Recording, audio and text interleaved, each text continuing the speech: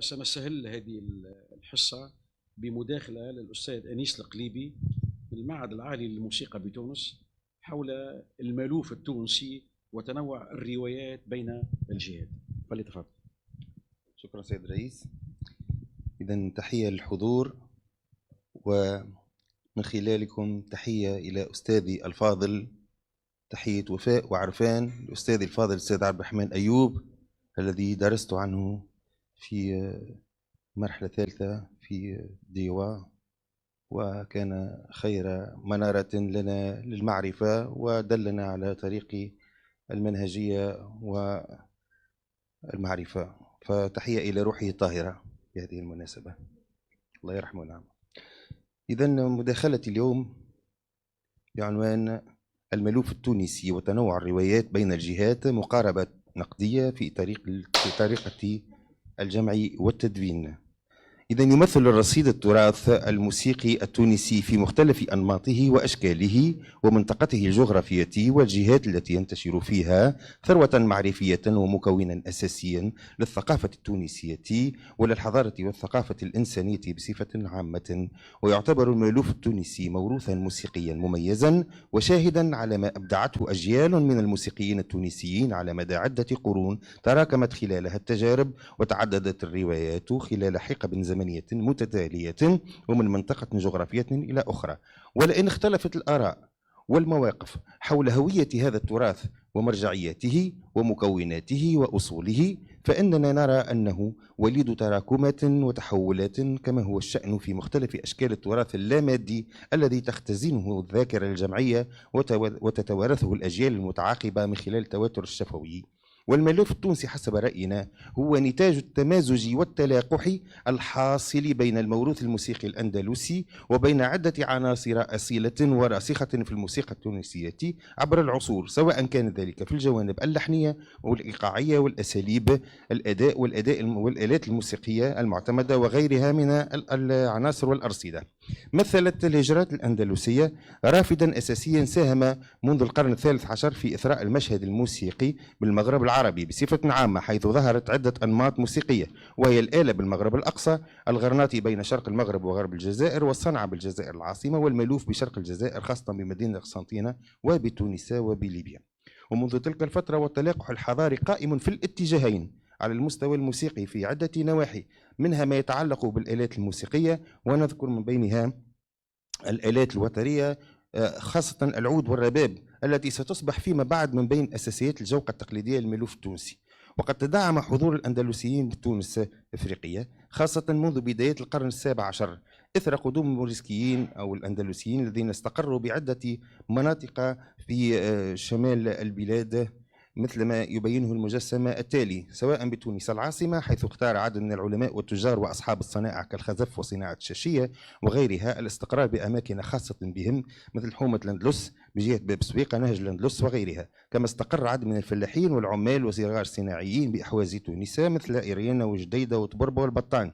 أما العدد الأكبر من الأندلسيين فقد استقر في الأماكن الفلاحية الخصبة مثل التي تقع على ضفاف نهر مجردة مثل قريش الواد ومجاز الباب وسلوقية وتستور، إضافة إلى الناحية الشمالية الشرقية بين تونس وبنزرت قلعة الأندلس شمال تونس وبمناطق ساحل بنزرت غار الملح والرفراف وراس جبل ومتلين ومنزل جميم والعالية الجميل والعالية وعوسجة وصولا إلى منزل عبد الرحمن وماطر.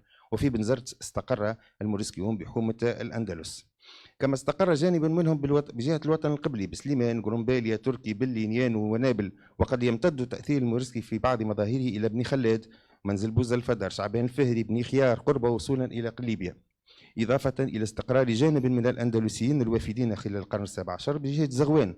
ولئن برع الأندلسيون في عدة مجالات كالبناء والخزف والجليز والفلاحة وصناعة الشاشية وغيرها من الميادين، فقد تميزوا كذلك في فن الموسيقى، حيث تركت بصمة راسخة في تاريخ الموسيقى التونسية خاصة في إطار ما يسمى بالرصيد الكلاسيكي ضمن الموسيقى المغاربية الأندلسية، وكلها مصطلحات تشير في جزء منها إلى رصيد تندرج في إطاره عدة أنماط ضمن منظومة شاملة يشار إليها بمصطلح المألوف التونسي.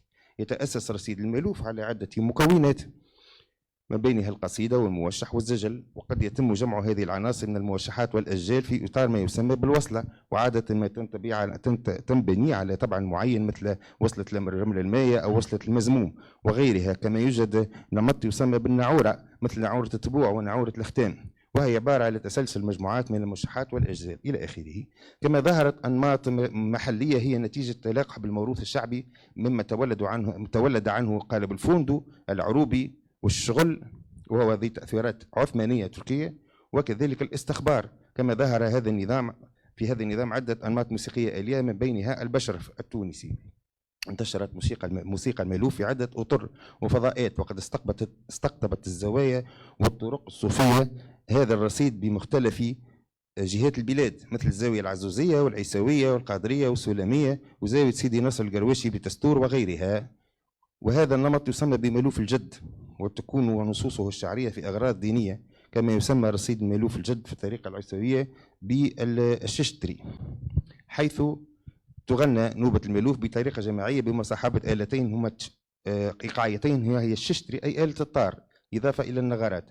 بينما يتميز مألوف الهلس أو الهزل بنصوصه الشعرية في أغراض دنيوية، وقد انتشر في عدة فضاءات منها المغلقة مثل الجلسات والسهرات بمنازل المولعين بهذا الفن، وفي فضاءات العمل مثل دكاكين الشواشية وأهل الصنائع، وبقصور البيت، إضافة إلى الفضاءات المفتوحة كالبساتين والضيعات سواء في المدن أو المناطق الفلاحية. وقد انتشر المألوف خاصة خلال العشرية الثانية من القرن العشرين في بعض المقاهي بالمدينة العتيقة، من بينها مقهى المرابط، والذي كان يضم جوقة يقودها خميس ترنان، ويعزف المألوف بمصاحبة جوقة تونسية تتكون أساسا من العود التونسي والرباب التونسي والطار التونسي والنغرات.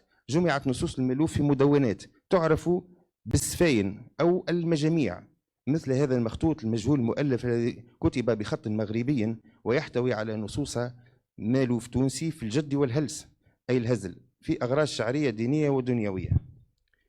إذا أن النوبة قالب نموذجي ومتفرد ومتميز، تكمن طرافته في جمعه عدة أنماط ضمن ترتيب محدد وفي طبع معين، ويكون ترتيب أقسام النوبة كالآتي: الاستفتاح، المصدر، الابيات، الطيحية، التوشية، البراول، الأدراج، الخفيف، والأختام.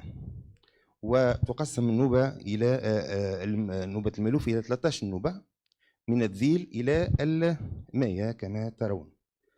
إذا هذا الشكل الذي نراه اليوم هو نموذج تم ترتيبه وتنظيمه خلال النصف الأول من القرن 18 من طرف محمد رشيد باي، وحسب ما تشير إليه بعض المصادر المكتوبة فقد اعتمد في ذلك على مجموعة من حفظة المألوف وجامعيه وعدد من الشعراء مثل علي غراب ومحمد الشافعي وغيرهم. ثم ابتداء من النصف الأول من القرن العشرين إلى غاية العقد السادس والسابع منه فقد بدأت ملامح الشكلية لنوبة المألوف تتوضح، حيث تم الاتفاق على هذا النموذج وتحديده وتثبيته، خاصة إثر تأسيس الجمعية الرشيدية سنة 1934، وذلك بعد سنتين من انعقاد المؤتمر الأول للموسيقى العربية بالقاهرة سنة 1932 الذي شارك فيه وفد تونسي يرأسه المؤرخ حسن حسني عبد الوهاب، وضم كذلك المنوب السنوسي سكرتير البارون رودولف دولونجي الذي كان له دور في التحضير والتنسيق لهذا المؤتمر، وقد ضم جوقة تقليدية تكونت من مجموعة من الموسيقيين من بين أهم الشيوخ في الموسيقى التونسية في تلك الفترة: خميس ترنان على العود، محمد غانم رباب، علي بن عرفة طار، وخميس العاتي نغرات، ومنشدين هما بالحسن محمد ومحمد المقراني. قدمت هذه الجوقة خلال المؤتمر نماذج من المألوف التونسي من بينها نوبة في طبع رصد الذيل، وهي تشبه في أجزائها ما هو تعارف عليه في وقتنا الحاضر. كما قدمت هذه الجوقة نماذج أخرى من بينها نمط المحط، وهو عبارة عن مقتطفات من النوبة أي بعض أجزائها. إذا سجلت نوبة المألوف من طرف شركة جراموفون هيز ماستر فويس، وهي تعد من أقدم الشواهد السمعية وتمثل وثيقة نادرة لنوبة المألوف كاملة العناصر في فترة الثلاثينات وما قبلها. هذه الرواية تم الإعداد لها والاتفاق عليها في إطار قصر البارون رودولف دولونجي، وقد لعب خميس ترنان ومحمد غانم دورا رئيسيا في تحديد شكل ومحتوى نوبة المألوف. وقد تم قبل ذلك إرسال نموذج مشابه لتركيبة الجوقة التونسية المشاركة بالمعهد العالمي المقام بباريس سنة 1967. من بين أقدم الشواهد على جمع المألوف وحفظه وتدوينه بالكتابة الموسيقية نذكر مخطوط غاية السرور والمنى الجامع لدقائق ورقائق الموسيقى والغناء، وهذا المخطوط محفوظ بخزينة الكتب الرشيدية، وقد قامت وزارة الثقافة بنشره في حالته الأصلية، وتم طبعه وإصداره سنة 2005 من طرف الدار العربية للكتاب تحت عنوان سفين ملوف تونسي، وهي رواية مميزة أنجزها مجموعة من الضباط من المدرسة الحربية بباردو. أما الرواية والجهة التي تم تدوين الملوف منها فتبقى مجهولة المصدر. إذن تجدر الإشارة إلى الدور اللي قام به أحمد الوافي في هذا المجال، الذي كان مطلعا على المراجع القديمة ذات العلاقة بالموسيقى مثل كتاب الأغاني والموسيقى الكبير للفارابي وغيرها، فضلا عن إلمامه بالموروث الموسيقي التونسي في عديد الأنماط ومن بينها الملوف. وقد أنشأ قسما لتعليمه بالزاوية القادرية وبزاوية سيد علي عزوز، وهو ما أكده شيخ الملوف بجهة صفاقس محمد بودية، الذي قابل أحمد الوافي من خلال زيارته لجهة صفاقس صحبة البارون ديرلانجي خلال العشرية الثانية من القرن العشرين. ترك أحمد الوافي عديد التدوينات الموسيقية بخط يده، من بينها أجزاء للملوف التونسي محفوظة بأرشيف النجمة الزهراء مركز الموسيقى العربية والمتوسطية سيدي بوسعيد. إذا توفي أحمد الوافي سنة 1921 ليأخذ عنه محمد غانم، الذي ترك عديد المدونات بخط يده لروايته في حفظ التراث التونسي والملوف بصفة خاصة. وبمثل ساهم خميس ترنان في تدوين الملوف بقصر البارون دير لونجي. انضم محمد غانم وخميس ترنان للرشيدية منذ تأسيسها، ومع شيوخ من حفظة الملوف عديدين والذين يمتلكون رواية متعددة وأغلبهم من مدينة تونس، ونذكر من بينهم الشيخ محمد درويش، الهادي قمام، محمد بن سليمان، رشيد بن جعفر، محمد الزواوي، محمد المغيربي، منوبي بحجيلة، السلام الدوفاني، علي بن واس، حسون بن عمار، محمد الأسرم. إذا لقد تمت عملية جمع وتدوين الملوف في إطار الرشيدية باعتبارها في تلك الفترة الهيكل الأول في البلاد الذي يشرف على الحفاظ على الموروث الموسيقي التونسي، وذلك بجمعه وتدوينه وتوظيفه في إطار الرشيدية بإقامة الحفلات والتركيز خاصة في خطوة أولى وأساسية على جمع الملوف. وابتدأت حركة التدوين بالاعتماد على المصادر المذكورة سابقا منذ بداية الأربعينات، حيث أشرف خميس ترنان ومعه محمد تريكي على الاستماع والتدوين، في حين كان حبيب العامري يقوم بنسخ ما يتم تدوينه. وقد التحق بهم في مرحلة ثانية صالح المهدي. إن الملاحظة التي نريدها في هذا السياق هو الاكتفاء في تلك الفترة برواية شيوخ من تونس العاصمة وضواحيها. وقد تم تسجيل النوبات 13 سنة 1954 بالاتفاق مع راديو وتلفزيون فرنسا اعتمادا على ما تم تجميعه وتدوينه. أما شيوخ الملوف من باقي الجهات فقد تم دعوتهم من في مطلع الستينات، وذلك في إطار مؤتمرات أشرف عليها كل من صالح المهدي، محمد تريكي، عثمان الكعاك، ومحمد الحبيب، ومحمد المرزوقي، ومحمد العزيز العقربي. حضر شيوخ من تونس عبد الرحمن المهدي، محمد الغربي، ومحمد بن خليفة. أما باقي جهات الجمهورية بلاد يعني فقد تم تمثيلها من الوطن القبلي، من نابل صالح الهيشري، دار شعبان محمد المدب، من بني خيار طيب الرايس، من قليبية محمد المغيربي، ومن زغوان الجيلاني ملاف. ونشير هنا إلى أهمية المألوف بجهة زغوان ودور الزاوية العزوزية في الحفاظ عليه بهذه الجهة، فضلا على انتشار الزاوية العزوزية ورصيد هذه الطريقة بعدة جهات بالبلاد. كما تمت دعوة شيوخ من حفاظة المألوف يمثلون 4 مدن تونسية، وهي سوسة ومساكن والقيروان وصفاقس، والتي انتشر بها المألوف وأتقنه شيوخها أمثال الشيخ بودية من صفاقس، وشيخان محمد بن ريان ومحمد بن ريان عن جهة سوسة، ومحمد قزقز وصالح الشاهد من جهة مساكن، وحمود الزرقاء من جهة القروان. ورغم أن هذه الجهات لم تكن في الأصل ذات حضور أندلسي ملحوظ، إلا أن أهلها أتقنوا فن المألوف لسعة معرفة أهلها وتأصلهم في أصول الغناء والموسيقى، وهو ما جعل شيوخها في مرجعا في هذا المجال. لذلك تمت دعوتهم المساهمة في تقديم رواياتهم للمألوف عن جهاتهم في إطار جمع وتكوين وتدوين المألوف. كما نلاحظ عدم توجيه دعوة لشيوخ المألوف يمثلون بنزرت، وربما اكتفى المشرفون بحضور خميس ترنان باعتباره أصيل الجهة. كما تمت دعوة شيوخ مألوف من 3 مدن من الشمال الغربي من ضفاف مجردة، تستور وتبرسق وباجة، حيث دعي من باجة علي منصور بودربالة، من تبرسق عثمان بن تيتا، ومن تستور محمد بن اسماعيل وأحمد بن اسماعيل. وتتميز من تستور بسعة حفظة تراثها، وهذه قائمة من الأسماء. إذا لأسرع في تقديم ما تبقى بسرعة، امتدت عملية وجمع التدوين بالرشيدية منذ مطلع الأربعينات حتى أواخر الستينات، وقد تم جمعها فيما يسمى بسفين المألوف أو النشريات إلى سنة 1967. وقد كان في ذلك الوقت محمود المسعدي هو كاتب الدولة إذا في وزارة التربية، ومن بعدها تم ذلك في إطار وزارة الشؤون الثقافية في كتابة الدولة منذ 61 إلى سنة 67. ولئن كان ذلك عاملا محفزا ومساعدا على دراسة نوبات الملوف وعزفها وغنائها وفق كتابة موحدة وضوابط شكلية وموسيقية مدونة بالكتابة الموسيقية، إلا أنها في المقابل شكلت حسب رأينا أحد العوامل التي ساهمت في نمذجة طرق الأداء وحصرها في رواية واحدة على حساب بقية الروايات ذات الخصوصيات المحلية لكل جهة، التي اختفى مع معظمها بوفاة الشيوخ الذين كانوا يحفظونها في ذاكرتهم. لقد تميزت رواية مختلف هؤلاء الشيوخ باختلافها وتنوعها، فلم تكن عملية الجمع والتدوين حسب رأينا مبنية على أسس علمية، إذ لم تعتمد على جمع وتدوين مختلف الروايات الأصلية من كل جهة.